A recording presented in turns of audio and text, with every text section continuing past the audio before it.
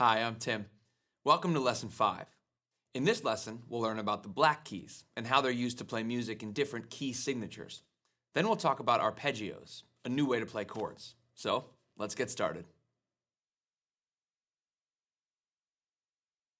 In previous lessons, we learned the names of the white keys, found them on the piano keyboard, and saw how they look written on the grand staff. Now let's talk about the black keys. In the first lesson, we talked about how they appear in groups of 2, then 3, repeating up and down the keyboard. Every black key has 2 different names. Sometimes they're called sharps, sometimes flats.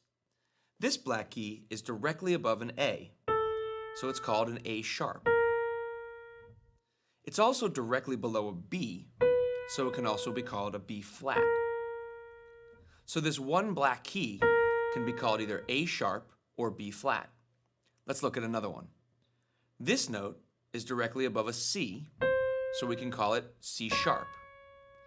It's also just below D, so we can also call it D flat. In notation, sharp notes are written using a sharp sign. The sharp sign looks like a number symbol just before the note on the staff. Flats are also written on the staff with a symbol right before them called a flat sign. The flat sign looks like a lowercase b.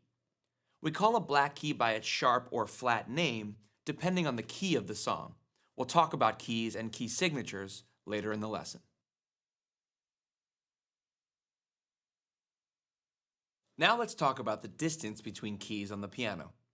If 2 keys are right next to each other with no key in between them, like an E and an F, it's called a half step. B to C is also a half step.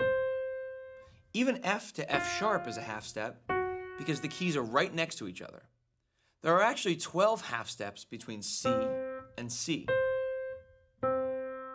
1, 2, 3, 4, 5, 6, 7, 8, 9, 10, 11, 12. The distance of 12 half steps from C to C is called an octave. There are always 12 half steps between 2 notes an octave away from each other, like G to G.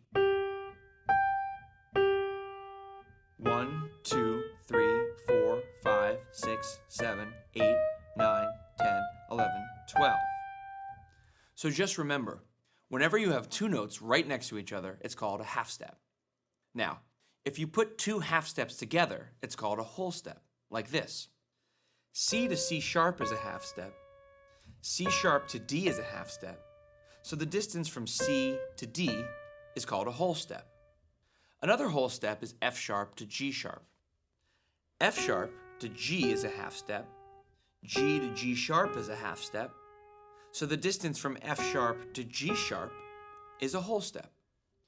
G to A is also a whole step. And E to F sharp is a whole step. Knowing about half steps and whole steps will help us when we're learning scales in the next part of the lesson.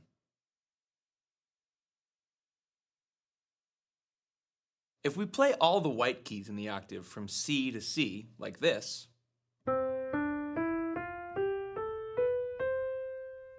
it's called a C major scale. A major scale is made up of notes separated by whole steps and half steps. Let's take a look at the pattern of whole steps and half steps that make up the major scale. From C to D is a whole step. D to E is also a whole step. E to F is a half step. F to G is a whole step again. G to A is another whole step. A to B is a whole step. And finally, B to C is a half step. Let's play a C major scale together using just our first finger, starting on C. C, D, E, F, G, A, B, C.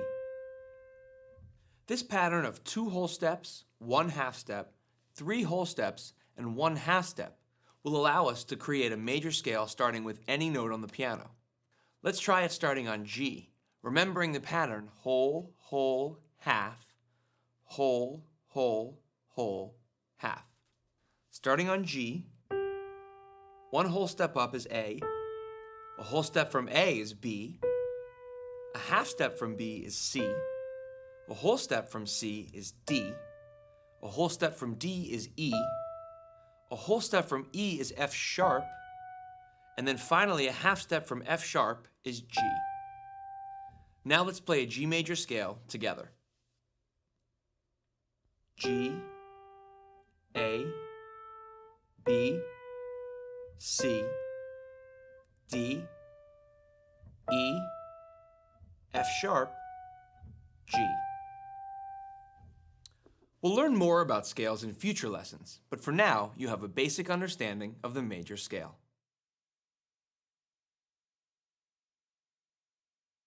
All the songs we've played so far have used just white keys, but eventually we'll play songs that use some black keys too. If we play a song that uses a black key over and over, like an F sharp for instance, we would have to write the sharp sign with every F that shows up in the music. Or we could make it simpler by using something called a key signature to show us that all the Fs in the song will be sharped. Key signatures are usually shown at the beginning of a staff next to the time signature. Sometimes you'll see key signatures with sharps, but you'll also see key signatures that use flats. For example, here's a key signature with a B flat and an E flat. So whenever you see a B or E in the notation, you will know to play these as B flat and E flat. We won't get much deeper into key signatures in these lessons, but just remember to always look at the key signature at the beginning of the staff before you start playing a song so you know if any of the notes are sharp or flat. Let's learn a new way to play chords called an arpeggio. We've learned chords with all three notes playing at the same time, like this.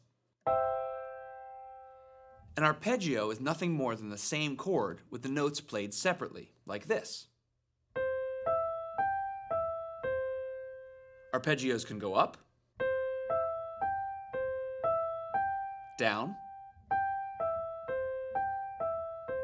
or both up and down, like this.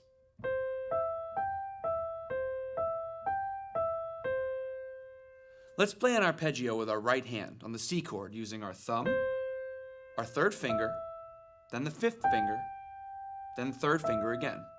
Play along with me. 1, 2, 3, 4.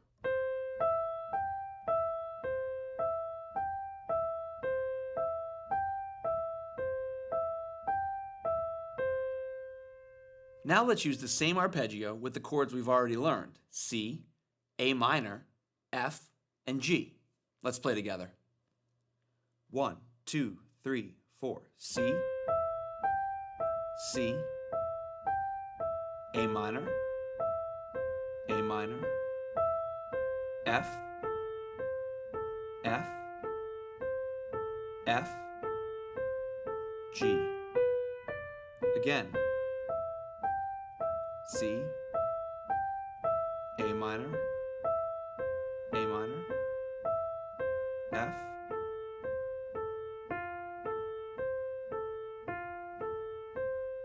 G. This time, hold down the sustain pedal and play the same thing. Try to lift the pedal when you change to each new chord, and then press it down again when you start the next chord. Play along with me. 1, 2, 3, 4, C. A minor,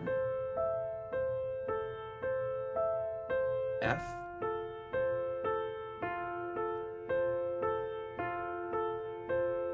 G.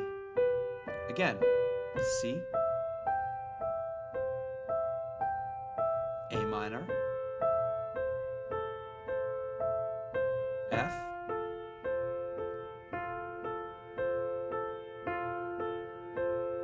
G. Using the sustain pedal like this lets notes of an arpeggio blend together, but it stops them from overlapping when you change between chords.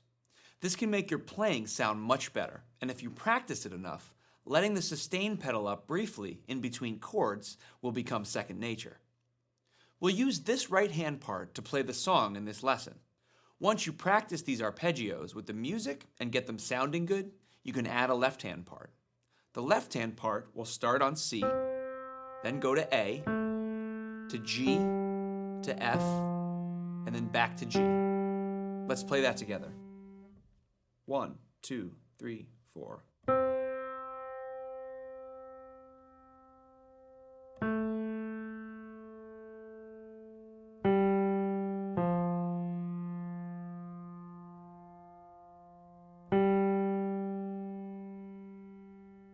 Again.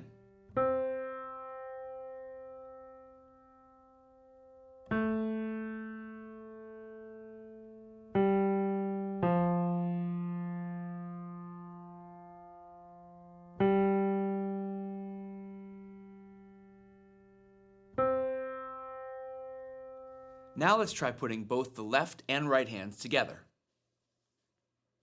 1, 2, 3, 4.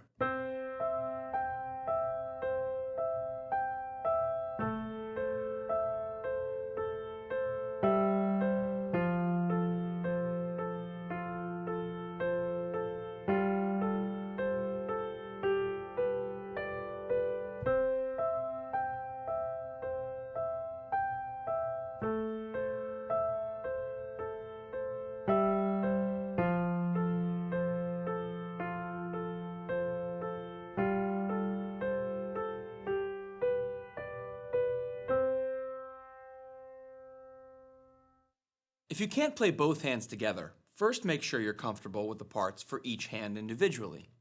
Then use the speed slider to slow down the tempo.